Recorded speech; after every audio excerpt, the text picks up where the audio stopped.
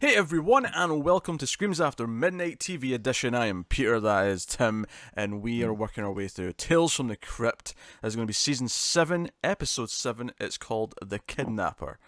So full spoilers for the episode, as always.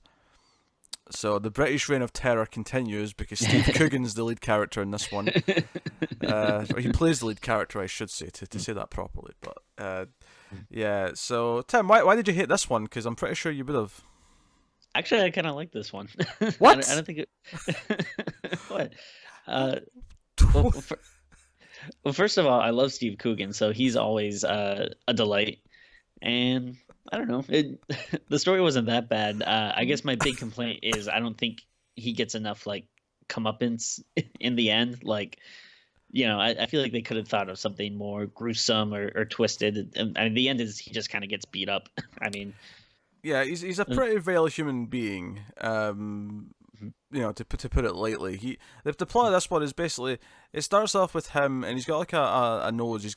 His nose is like got a bandage or whatever on it, yeah, as if it's been broken, and he's admiring some stranger's baby. And then he starts narrating about how babies change people, and then it cuts back to when he met his girlfriend, as he puts it, Teresa, who he works in a pawn shop. He owns a pawn shop. She comes in to flog a necklace or something like that. And flog. Flog, yes. That's what you call it. Yeah, that could be called flogging, yes. Oh, okay. I mean, I honestly, I've never heard someone refer to it as that. All right. You're making me doubt myself now. No, flogging's a word. You flog something. Yeah, I always thought like, isn't flogging like, I don't know, isn't that kind of like beating something? I'm sure it works in this context. Context. I'm not doing myself any favors. Flogging. I mean, I don't doubt you. I'm sure maybe it's a double regional checking. thing. I just never heard it. No, it's not. Yeah, that wasn't helping. Right. Flogging. The thing that doesn't prove me right isn't helping. Flogging goods. Here we go. Definition of flog. Chiefly British, to sell something. There we go. Right. So Okay. I'm not crazy. This is a thing. All right. You made me doubt myself. However, if you're flogging a dead horse, you're beating it up. Yeah. See, I think that's like what I know the word as. But yes. All right, that's good to know. Yes. But no, yes. So she's Bob's your uncle. No, he's not. So she's flogging this necklace thing, and it becomes because she's late in her pregnancy. She's homeless right now. Whoever she was with, he was a bad dude, so she's separated from him. And after she collapses, he just offers her you can stay here with me, you and your baby. And he quickly falls in love in a very unhealthy relationship, and things seem to be slightly happy for like a little while. Yeah. For a very little while. See, well, all right. So one thing that I liked, but they really didn't do enough with this, is I like the kind of, I guess you would say like the unreliable narrator aspect of it, where, because there's like the part where they're having dinner and he tells her that he loves her, and she kind of like looks uncomfortable and gets up and leave. But then when he's narrating it, he's like, I could tell in her eyes that she felt the same way. Like I like, first of all, it seems unnecessary to use narration, but if you're gonna do it, like do something like that. But there's only like a couple of instances. Like I feel if you're gonna have that, do that throughout the whole episode and make it more of a thing. Yeah, I mean, clearly I didn't like this episode. I thought it was kind of a random plot. I feel like the production value is plummeting the further we go into the show. Oh yeah, oh for sure. Like all we have in this episode is a pawn shop that doesn't even really look like a pawn shop, a park, and I'm not saying that you have to have like great locations or whatever, but I feel like the writing's also tanky. Everything about it just feels like that this character feels so undercooked to me. Where we don't even get really a sense of who he is. He just seems to be someone who is desperate, and then he's like a loser. Yeah, basically. He's basically like the worst stereotype of like the loser who is an incel basically. So yeah, that's true. So she has the baby, and then he immediately gets jealous of the baby because the baby's demanding her attention and time. He wants to go to the movies with her like they used to, and leave the baby at home. She's not having that, of course. So he actually arranges this elaborate ruse, including mimes. Might I add you? There's mimes involved in this. So they go to the park. It's him and her. They go to the park with the baby, and he says, "Do you want a hot dog?" As you do. Mhm. And she's like, "Yeah, I'd love a hot dog." So he goes off to buy a hot dog at the hot dog stand. And then these two mimes start like dancing around her and like just over sort of to the side, and it sounds like they're having a fight. So she goes to intervene, and I thought, why are you leaving your baby sitting at the bench by himself? This is weird. like you know that your partner's over getting a hot dog. He's already left and announced his exit.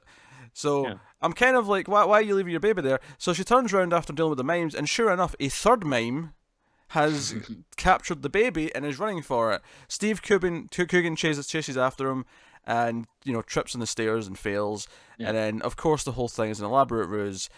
He arranged all this kidnapping, but of course, he's distraught to discover that Teresa, upon her baby being kidnapped, is inconsolable and is no fun at all to be around. And then he even starts to feel, get this, a little bit guilty. So he tries to go back to the organization that he paid to, or they paid him to like give up the baby, and tries to get the baby back, but they punch him in the nose. Hence the broken nose at the start. So we wrap back around to the opening scene. Actually, I would disagree with that. I think the episode implies that he gets punched in the nose, but he clearly doesn't. It was sure. the biggest. It looks terrible. I felt the same way about the trip in the stairs. It looked really like forced to me. Like he clearly didn't trip anything. He just kind of decided to fall at some point. Yeah. I mean, at least with that, like, if he's putting on a ruse, you can say, like, all right, maybe he's a bad actor or whatever. That's true. But yeah, if the episode wants you to believe it, you can actually maybe try to make it believable. Yeah. Everything about it just feels so cheap. And then so it wraps back around to the opening scene where he's clearly going to try and steal this baby, and he grabs the baby and runs for it. And all these guys in the park sort of notice the woman screaming and chase after him, and eventually get to him and beat him up, essentially. But, of course, the final moment of the episode, before he gets beat up, is that he sees this birthmark in the back of the baby. This baby that he almost stole was the same baby that he had given up from Teresa. Yeah. So, and this was weird for me, because like, I wasn't sure if it was like, are we supposed to be kind of rooting for him now because it is the same baby? Because no, he's still a piece of shit. Yeah, but now you're also like, oh yeah, well, I mean, screw that lady too, because she like illegally bought a baby. But did she know that? She may not have known that. True, but I mean, I feel like there had to have been something shady going on. Oh no, I bought this baby on the up and up. Sure. Well, no, maybe her husband got it and she didn't know it. She just thought she adopted a baby. Okay. All right. The same way, your husband just comes home and surprises you with like a goldfish or something. It's like, hey, honey, I know you're upset you couldn't get pregnant, but ta-da! I do like, early in the episode, that they mention like the detective or something, says like, all right, we'll try to find the baby. It is good that, he has that, birthmark on his back or whatever. So yeah, you kind of think like, all right, he has like a little birthmark, but then like at the end of the episode, he has this like gigantic, like purple, like pulsating thing on his back. It had to be really obvious so that we know as the audience that it was that baby, Tim. That's the thing. It had to be really, really obvious. This is funny. Like, I was just imagining, oh yeah, he'd probably have like a little, I don't know, like mole or like a little, I don't know, whatever colorization thing or whatever. But this thing is just like huge.